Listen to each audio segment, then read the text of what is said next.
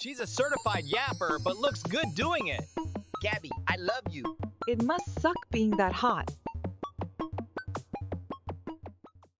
What up, y'all? Welcome back to the channel. Oh my god. If you're new here, hi. And if you're not new here and you're not yet subscribed, you need to subscribe right now. We have officially reached 500 subscribers. I'm grateful for all of y'all. Thank you so much for everyone who's been commenting, who's subscribed, who's been liking, who's been interacting, who's been participating. Clicking that subscribe button is a form of participation, and I appreciate it. Thank you so much. Y'all have been loving the wrestling content, and guess what? We're gonna keep it going. So yeah, thank you everyone. So now we have a new milestone to reach, a new objective. We are on the road to 1,000 subscribers. I've been doing YouTube for like 2 years now. At first, I was doing like hauls because I had a shopping addiction, still kind of do. So yeah, I was doing hauls. I was buying shit. I had my first job. I was buying all kinds of shit. And I was showing people. Then I started college and it turned into like kind of a vlogging. I still did hauls, but I did more vlogging. And then I was like, I don't have a life. So what the hell am I vlogging? I probably go out like what, once a month? If that. So eventually it's like, well, I don't do anything to like be vlogging about, you know? What am I vlog? Me staying at home? No. Last year in October or whatever, I was like, you know what? I'm doing a podcast. Okay, podcasts are pumping, jumping, humping, and I'm doing podcasts. And I'm picky with things. I don't care about certain things. I don't care to talk about certain things. So it's like, finding topics. It's just, I don't know. What am I genuinely interested in? I have always had an interest in wrestling, even though I haven't watched it in years. I've always like reminisced about it. I always, whenever it comes up on my TikTok, I always tune in to like watch like the old nostalgic clips that pop up. And you know, I do occasionally watch like top 10 reaction WWE videos, you know, like even though I don't watch no more, I still have an interest in that. And I was like, you know what? Let me do that. So yeah, this channel literally has had 9 lives.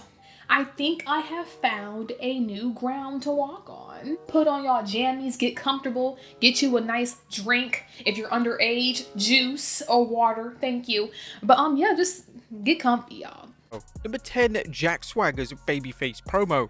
When WWE implemented the modern-day brand split, one wrestler who looked like he could potentially have a career resurgence was Jack Swagger.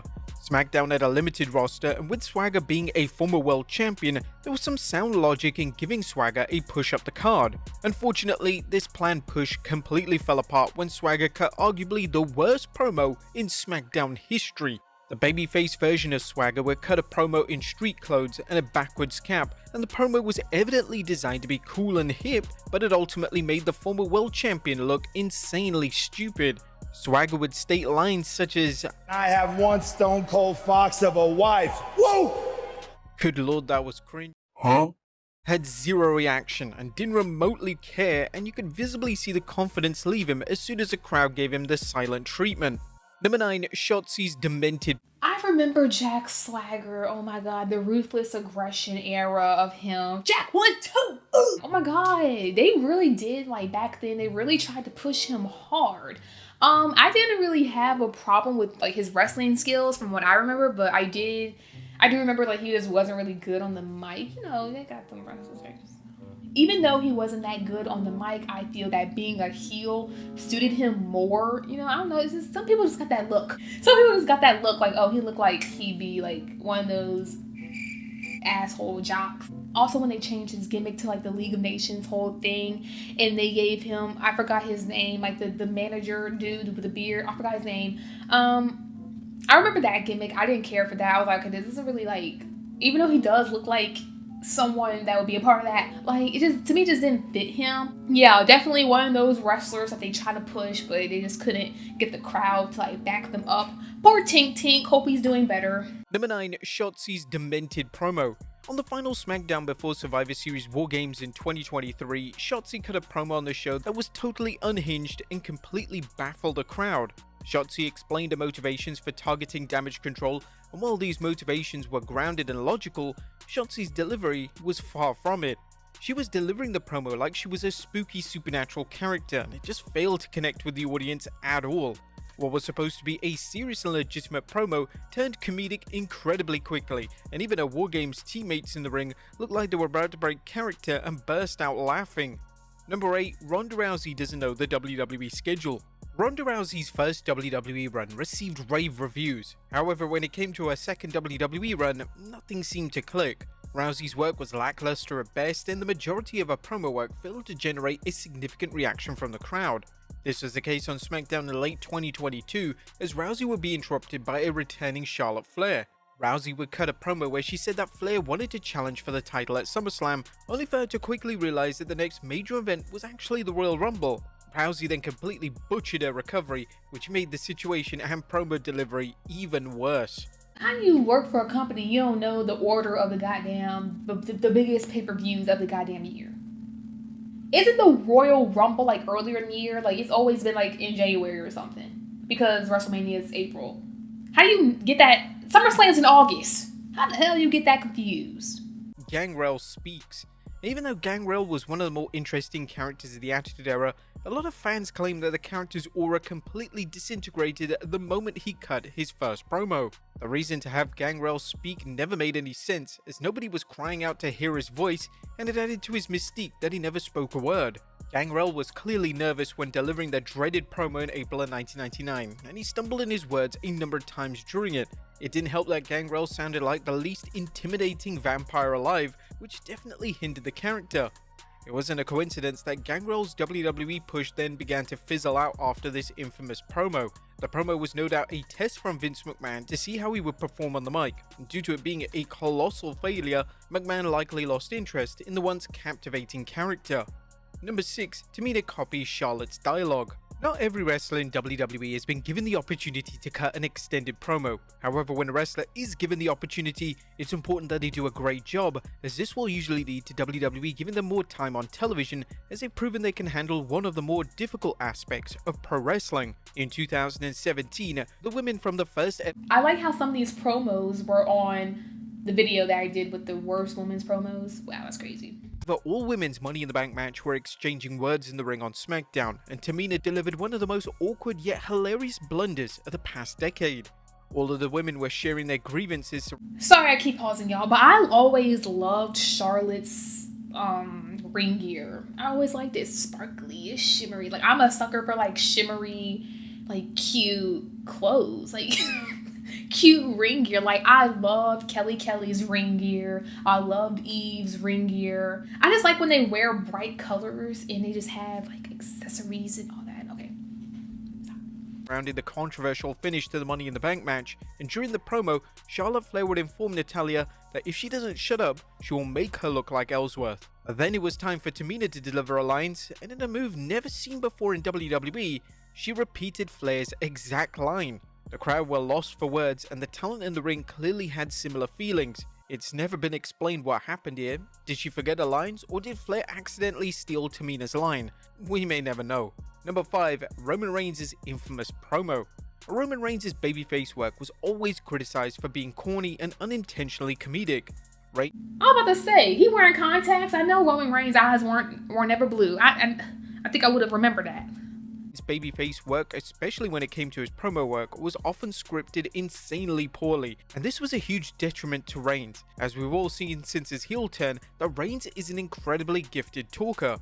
Reigns' most infamous promo came back in 2015 when Reigns used the phrase, "Suffering succotash, son." The line was abysmal, as nobody even knew what it meant, and it was clearly not coming from Reigns' own mind. Reigns knew that the promo and the specific line was dreadful, and Reigns was given an opportunity to reflect on the infamous promo during an interview on Logan Paul's podcast. I mean, I've had just some crappy promos that, you get in early, you don't have any equity. I want to say something right now. I ain't saying it, you know what I mean? But 10 years ago, Vince is like, you're saying this, and it's highlighted, and then you're going to say it. And I said some crazy stuff which still follows. Like the suffering succotash. I don't even remember. I just remember suffering succotash. And it was like literally 8 years ago. And it would still be brought up. That's the thing. People forget, or they just don't bring up like the good achievements that you've done, but they quick to bring up the things you messed up on, the things you did bad on. It's a cruel, cruel world that we live in. Maybe his promos were bad back then because he was wearing contacts. Like, I don't know why I said that, but like maybe he just wasn't himself. Like, he had on blue contacts. He was doing scripts. He was a babyface. Like, it obviously didn't fit his personality. So maybe that's why he was like doing bad back then. His contacts. He couldn't get over with the crowd because of them contacts. He just wasn't himself. Girl, what the fuck is you talking about? Number 4, The Miz's Raw debut. It's a common consensus that The Miz is one of the best talkers in WWE. Both as a heel and as a babyface, The Miz can truly captivate the audience with a microphone, but for the former WWE champion, it hasn't always been this way. During his Raw debut, it was a future WWE champion's job to promote the Diva Search. The Miz wasn't ready for the spotlight as the pressure got to him, and he completely forgot his lines. It was painful to watch, and it's crazy to think that this is the same man that would go toe-to-toe with John Cena on the microphone. Speaking to Alexa Bliss on an Uncool podcast, Miz would dissect his Raw debut promo, and this is what the WWE veteran had to say. When that happens, you get this kind of knot in your stomach. You get a panic and you get a cold sweat going, and I never felt that before in my life. And when that happened, I was like, oh my god, this is what happened, and I froze. Everything just went white, and I was like, oh my god, and thank god that producers played someone's music, because I was like, I'm gone, I have nowhere else to go. I couldn't do anything, and it was the most embarrassing thing, and I'll never forget it. Number 3, John Cena's quintessential PG promo. During the PG era, John Cena cut numerous promos that highlighted why his character was failing to connect with the older demographic. His promos were often kid-friendly and had ridiculous references in them which were designed to make kids laugh. Well, the worst of these took place on Raw in 2010 when Cena cut a promo directed at Sheamus. Cena would scream out baloney, fudge and mustard and even reference World of Warcraft. They were, to Cena's credit, a few laughs from the audience, yet these were clearly from the kids in the audience, and it was unfortunately the type of promo that makes older wrestling fans ashamed of watching WWE. Number 2, Brock Lesnar laughs at Ricochet's promo. The 20th January 2020 edition of Raw featured Brock Lesnar and Paul Heyman promoting the fact that Lesnar, as WWE Champion, was set to enter the annual Royal Rumble match. Their promo segment went completely off the rails when they were interrupted by Ricochet. Ricochet has never been known as a solid promo guy, so when he attempted to come across as intimidating and legit, it unfortunately came across as incredibly comedic, and the crowd just couldn't care less. I used to watch Lucha Underground. Lucha Underground was good. Well, then they do like seasons, like the first 2 seasons were really good. I think I stopped watching it after that though. But like Lucha Underground, the storylines, like I was invested. I liked it. I really liked it. He was Prince Puma. I did not know that because in Lucha Underground he wore a mask. So I remember the tattoo. I was like, I've seen that tattoo before, and I looked him up. I was like, oh my god, that's Prince Puma. Oh my god, that's crazy.